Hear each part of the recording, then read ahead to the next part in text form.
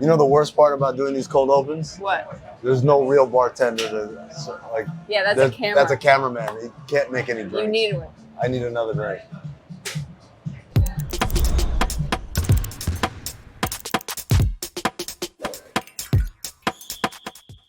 Welcome to Oddball. I'm Amin Elhassan. That's Charlotte Wilder. We are still in New York City for the time being, but the NBA is back, Charlotte. We're back, baby. Oh, Tuesday, that wasn't the NBA was back. That was like 2 games. Last night was that fire hose of just scores and stats coming in from all over the country, games being played. Everyone's so excited. Everyone's so optimistic. It's the beginning of the year. There's still hope. Even if your team lost, they're only down by 1. They've only lost 1 game. Your team's only lost 1 game. Isn't that amazing? Still eligible to go 81-1. That's the way I look at it. We're going to talk about Victor Wembanyama's much anticipated debut. Debut? Debut. Yeah. But first I want to start with the games that you and I went to right here in New York City. You went to Madison Square Garden. You watched the Knicks take on the Celtics. I went to Barclays Center and I saw Cavs and Nets. Charlotte, what was the mood like around Madison Square Garden before the game and then during the game? The mood was pretty electric. Unfortunately for New York, both teams lost, but that doesn't really matter. 81-1. 81-1, exactly. No, the Garden was electric. Everyone was so excited.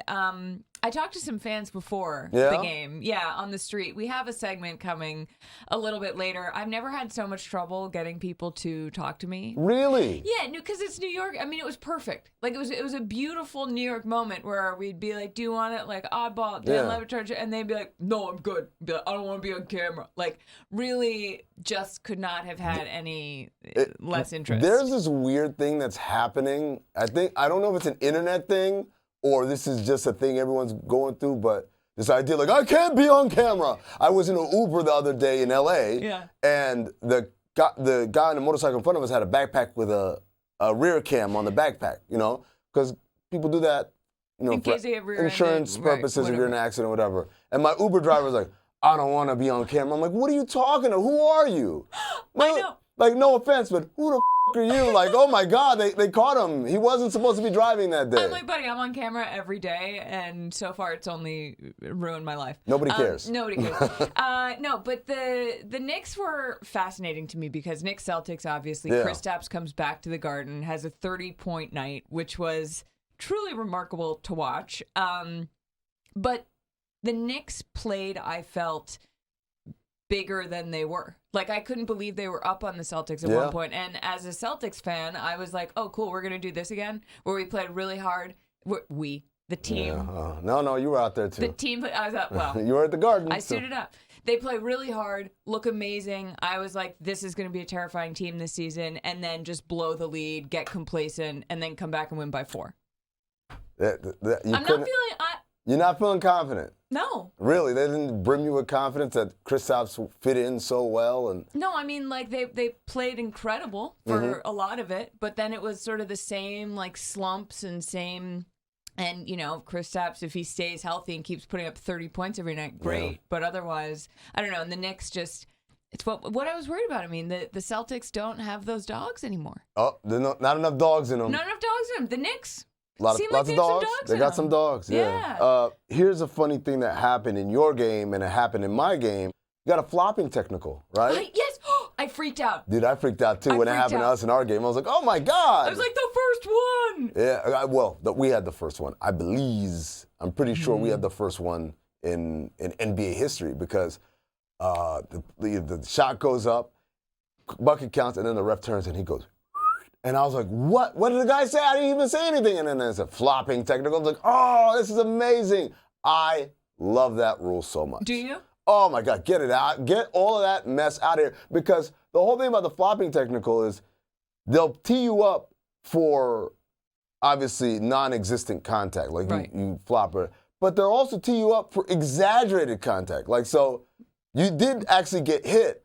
But you do, and Which, as we talked about, as oddball heads will know, is the excessive windmill motion of the arms. Propeller it's actually arms. Propeller arms written into the rule. I know Kristaps got a T, and I was like, oh my God, what did he say to Jalen Brunson? I was like, did he say some wild stuff? Yeah, and then I was like, oh wait. I was like, oh, sorry, he just flopped. Okay. What was for Nets, Cavs, did you have like one top line takeaway where you left that game being like, oh, this is clear to me now? Well, not clear to me, but Cameron Thomas, man, that dude can score. Yeah. It was insane watching him play. Now, the good news is he only shoots it when he touches it. So don't worry about him being a ball hog or anything. No, but, like, it's amazing. He's on a team that really doesn't have a lot of that. Mm-hmm. He has an incredible knack of getting a good shot, whether it's from the perimeter, at the rim, in the mid-range, and getting to the free throw line. And he did it over and over again last night. I think the Nets are going to have to play like a scrappy brand of basketball where they're going to get a lot of defense into offense opportunities. Yeah. I think in terms of half-court offense, they got to figure some stuff out as far as having a more structured offense where guys are moving in motion because they just don't have enough guys who can just create off the dribble for them. But they should have won that game. They kind of poked it away. They were up late with about 6 points or 8 points and down the stretch, and they just started sputtering and making mistakes, and kudos to the Cavs. I mean, Donovan Mitchell. I know everyone's going to look at the box score and say, oh, Max Cruz had 25 or 27 points or whatever it was. A lot of that was early. A lot of that was just simple pick and pop and him coming off of screens and hitting wide open threes. As the game wore on, the Nets kind of closed that down. Yeah. Donovan Mitchell down the stretch just took over. He had a big steal and a layup. He hit a couple of big threes.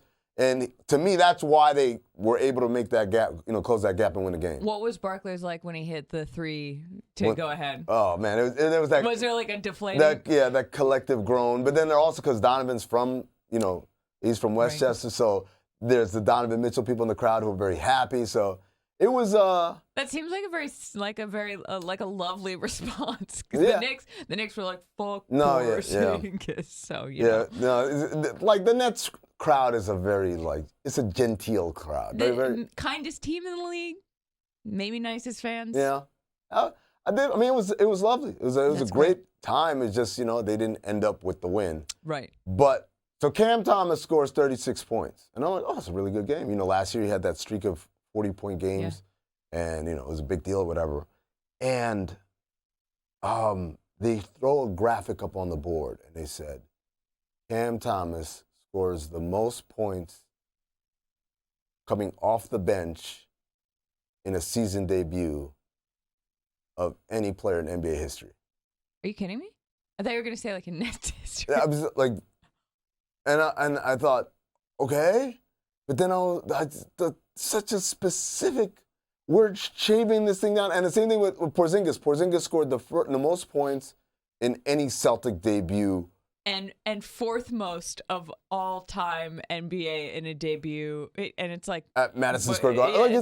It was so they sliced it so thin. And this is my plea to PR departments everywhere. Let's just stop, man. If it ain't something that's the first time it's ever happened. The most points ever. It's the qualifiers for me. It's like Charlotte Wilder spoke more than anybody's ever spoken while sitting atop a horse with an ice cream cone in her hand. It's like between the hours of 9 a.m. and 10 a.m. Yeah, exactly. Right? So I love this website called StatHead. Yeah. It's a Basketball Reference does it. It's like a search engine, and you can do these types of things, and it's great for finding certain pieces of info. But I feel like people abuse the hell out of it because they come up with no one has ever averaged 13 points, 7.6 rebounds, and at least 2.5 assists. Well, that's not a real stat line, man. Right. It's just relax. Everybody just take a breath and just say, oh, he had a good game. We don't have to put everything contextually in some crazy historical significance. I agree. All right, elsewhere. Talking about first time for something. First time Wembanyama played in the NBA. Also, first time Derek Lively Jr. Yeah.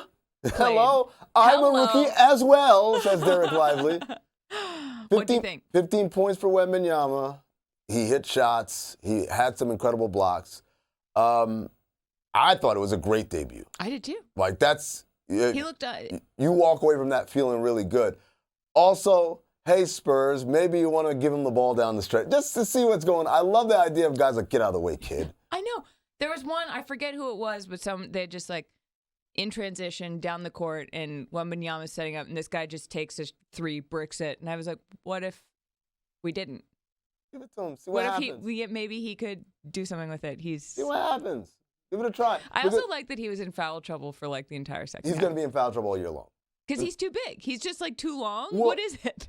It's a couple of things. One is I think being gangly, kind of sometimes you can trip over yourself. You get tangled up. Yeah, but I think the other thing also is that NBA players are smart, man. They're really good.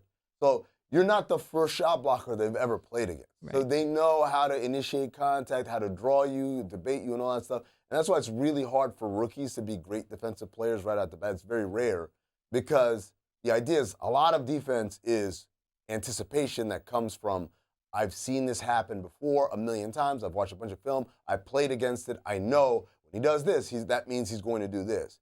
And for rookies, a lot of times it's first time at the rodeo. So a guy raises his eyebrows, like, I got to block it into the 17th row. Like, no, relax, Rook. Also, the refs are way less likely to give you the benefit of the doubt. So his 4th foul that he picked up, a lot of people are like, I can't believe they called that. Like, he's a rookie. Right. Like, they're not gonna give him that kind of benefit of the doubt. But all in all, I think if I'm Greg Popovich, I'm the Spurs, I'm walking away like, okay, not bad. Like, compare and contrast with his first summer league game. And people were like, oh, shit. Like, what did we get into? So. His ankles. All right, I mean, well, amazing first real night of basketball. First of many. First of many. Should we do a little, are you feeling bold? I brought some antacids. Are you feeling spicy? Yeah, let's hit the wings. Bold and spicy. Hit the wings, hit the Tums.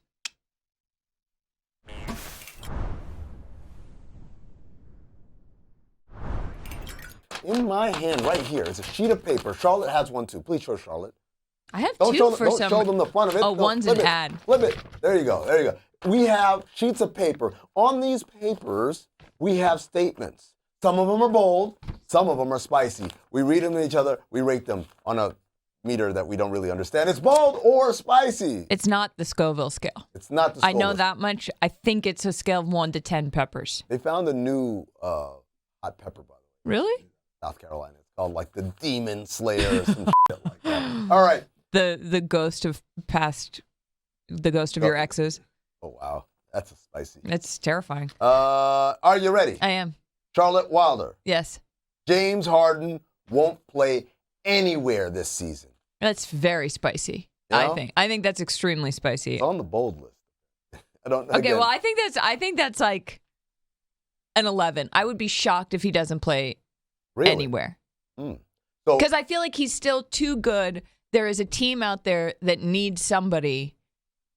Even though it's James Harden, I'm convincing myself maybe it's not as spicy as I thought. I think it's hilarious that he's finally ready to rejoin the team. And the team says, you know what? You're not going on this road trip. This is the stuff when people say, well, what could Daryl Morey have done differently? It's like, this is what I would call antagonistic behavior. 1,000%. It's one thing to be like, we need you to sacrifice and play a different role. And Harden's like a little bit whiny about it. But then it's another a lot whiny about it. Harden's a real pain in the ass about it. But it's another to then be like, you know what? I'm going to dig my heels in when you are ready not to be whiny. Like, either he's in or he's out. Either you want him to stay home and then he'll stay home, or you want to be part of this and you got to just accept that he's part of it. Don't have him come to practice and then be like, you're not going to. I felt like that was trying to show him up. That's mean. What's that mean? It's like he's trying to show him up. Like, hey, when you coming? Hey, when you coming? Okay, I'm ready to come. Okay, well, you're not coming on this trip. Yeah, it's like some playground garbage. A lot of playground stuff today. Do you think that's spicy? That he won't play anywhere? I think, yes. Actually, okay, yeah. An 11 seems extreme, but. I mean, Luka and Kyrie may be the best backcourt on paper, but will not work on court and will miss the playoffs yet again. Work on court is. Well, it depends what metric or what does work mean. What does work? Because they worked last night. Yeah. I will give that a 4.5 to 5. Mostly because not making the playoffs means you could make the play-in and then not get out of that. It could be a 7 seed or 8 seed. And the West is incredibly competitive. We've named all the teams. Again, Denver, the Lakers, the Warriors, the Kings, the Suns. You have even teams. Even like Oklahoma City. New Orleans when healthy. I've already gotten to 7 now. Yeah. So you get to 7, 8, 9, 10 really quickly. Dallas is one of those teams, and they don't look like a Denver. No. In that regard. So, yes, that is incredibly likely that they missed the playoffs, not because it didn't work, just because there's a lot of good teams. I really want the best for Luka. Like, I want Luka to win a championship at some point, but I also don't see that. That doesn't feel in the cards. Number 2, Harrison Barnes deserves more recognition than he gets. He had a big game last night in Sacramento's dominating win over the Utah Jazz. He did. He had 33 points in 33 minutes, which is funny because now his stats for 2023-2024 are averaging 33 points in 33 minutes. I love those early. Point a minute. A point a minute. The point a minute man. Last year he had 15 points on average per game. Before that, 16, 16, 14. So I guess this depends on how much recognition does he get. Well, not much. I guess that's implied in it. So yes, maybe he does deserve. Maybe we all deserve a little bit more recognition than we get. So as you rate this statement, Harrison Barnes deserved more recognition than he gets. Well, it's one game. We had one 33-point game. More game. recognition or not? 5. Okay. Wow. 4. There you go. 3, 2, 1. Amin, are you ready? The Rockets are going to be even worse this season than last when they went 22-60. Oh. Last night they were really shown up by the Orlando Magic. Yeah. Which is not something we've really said in recent years. Well, we did it in L.A. Remember Zach Harper said he was really big on the Orlando Magic. I know, but like in past years, we haven't been like, the Magic really showed them. No, yeah, this is a team that, in order to be up and coming, you had to have been down and going at one point, right? That's a nice way to put it. Yeah. They were, by the way, the Magic were 4.5-point favorites last night, according to Cleaning the Glass, and they ended up winning by 30. Houston, that's bad. That is really bad. That's really bad. I think, here's the thing. On the one hand, I want to give a lot of props to their acquisition of Ime Udoka as the head coach. I think he's an excellent coach. Mm-hmm. And he will coach them up, and they will be better. On the other hand, they have Dylan Brooks. Yeah. And I don't know. You know what Houston is? It's an unserious team. That's what I would call them. Logan Roy, you are not serious people. Not serious people. Worse than last year. 22 wins. That's tough. I'm going to say that is a spicy team. I'm going to give it a 7. Okay, great. 7. I think Houston's going to be better. But also, if still they not ended good. up being worse, I'll be like, yeah, let me put it this way. I'm not rushing for a glass of milk to eat this wing. Okay, all right. 6. Give Okay. it a 6, not a 7. Okay. All right. Last one for you. Yep. The NBA should lose 2 current teams before they add Vegas and Seattle. That's not even real. Yeah, That's spicy beyond belief. Okay. Because how are you going to lose to what do you? Well, I guess you would. You mean like uproot them and put them somewhere else, or be like, you know what, we're done with the Jazz, don't need the Wizards, and while we're at it, the other 2 teams that have Z in their name. Blazers and there's one more. I always forget the Wizards. Wizards, Trailblazers, Jazz, Blazers, and then there's like the Grizzlies. The Grizzlies. I was gonna say like the Suns. The Suns. Yeah, I don't see. No disrespect to Seattle. Basically, what this statement is saying Should is we move rather 2 teams? Yeah, rather than add 2 teams, which is move Oklahoma City back to Seattle and move. I would move Oklahoma City back to Seattle, but I would not move a team to Vegas over where they currently are. That's a spicy one. Yeah, that's a 10. I was gonna say, you've been to Detroit? Yeah, have you been to Cleveland? I know where you were going with it. Okay, your last one. I love the Midwest in the summertime. Your last one. Of all the California teams, the Warriors will have the worst record this season. I believe it was Charles Barkley on Tuesday night who said the Warriors are the worst team in California. You got the Lakers, you got the Clippers, you got the Kings, you got the Warriors. 4 teams in California. The Lakers, I think we saw opening night, maybe has some question marks about how some of this is going to work. The Clippers, you're basically at the craps table, like, please don't get hurt. The Kings, who had such a great bounce-back season last year and seem to be carrying the same momentum into this year. The Warriors, who are battle-tested, playoff medal and all that stuff, but have this massive piece that they're trying to integrate in. Chris Paul. I'm going to say this take is extremely spicy. That's a 10 out of 10. What are you talking about? As the Clippers draw breath and say no on any Harden deal because Terrence Mann is too important to them, get out of here. No, the Warriors will be fine. I'm not saying they're going to have the best record in California. But they're not going to have the worst. Yeah. All right, light the beam. Old or spicy's over. Bye. All-Star. Want to talk All-Star? Yeah. All right, let's talk All-Star. Welcome back to Oddball. All right, so Charlotte. Yes. One of the big news stories that's come out this week is this year, All-Star Weekend, we're going back.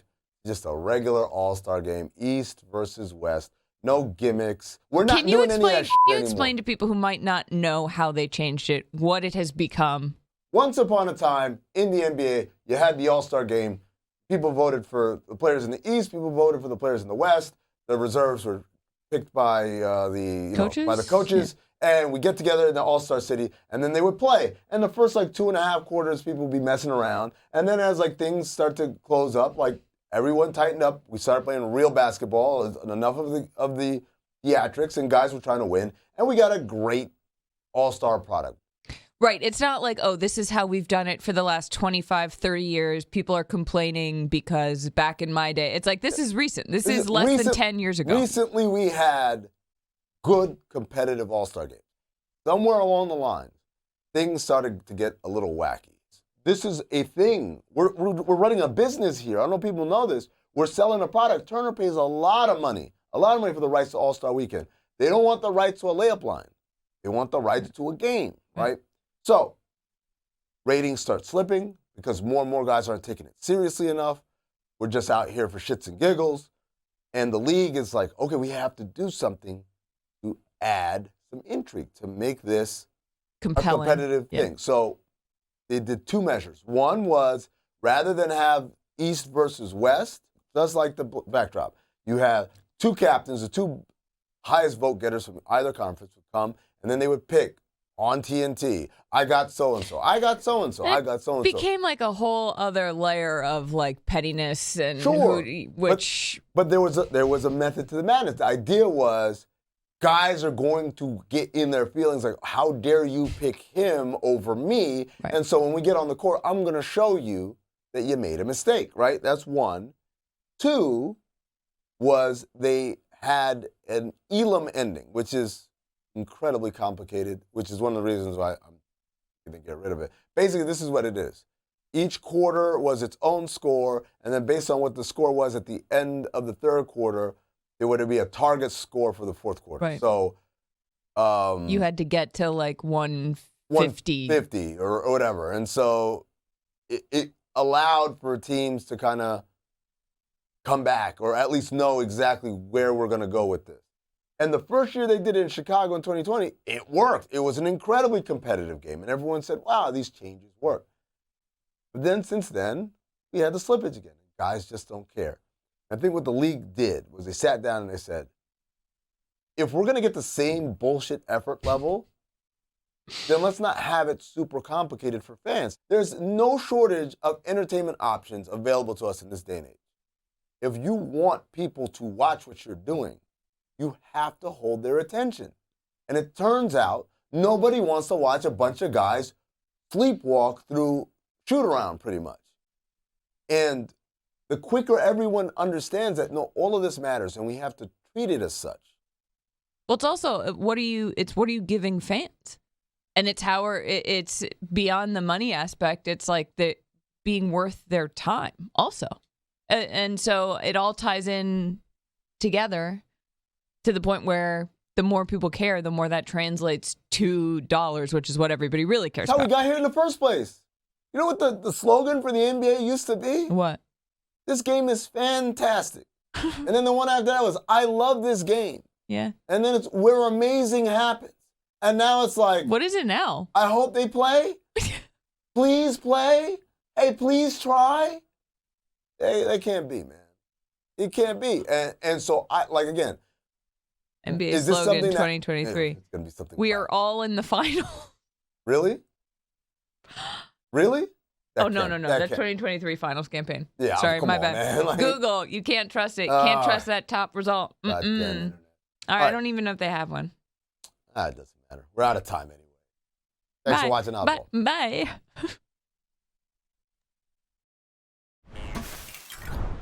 Selp. Do it again. Sorry. It's great. All right.